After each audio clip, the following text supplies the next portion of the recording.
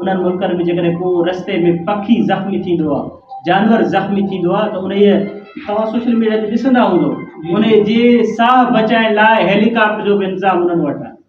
इहे शयूं तव्हां असांखे करणी हुई। इस्लाम इक़रा बिस्मि रब्बिकल लज़ी ख़लक़ जो जेको तसवुर ॾिनो, पर असां क़ुर मजीद खे न सम्झण जे करे असां ही शइ हराम, हू शइ हराम, जेका नई तख़लीक़ अचे उन ते फतवा ॾेई करे पंहिंजे क़ौम खे, मुस्लिम उम्मा खे इंतिहाई पोइ ते लिखी छॾियो।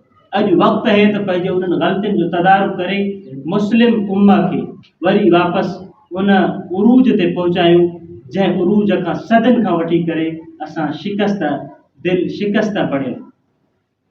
इहा तव्हां सां नौजवान जी ज़िम्मेवारी बणिजे थी पई त नौजवान खे ॿुधायूं बाबा इस्लाम हर सूरत में पढ़णु, लेकिन दुनिया खां लाताल्लुक़ तव्हां असांखे न आहे बणिजो।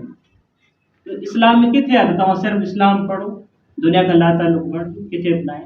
दुनिया जे तरक़ीअ में जीअं अॼु अंग्रेज़ शामिल आहिनि तरक़ी जे दौड़ में, तीअं तव्हां असांजी ईंदड़ नस्ल बि उन में शामिलु थिए।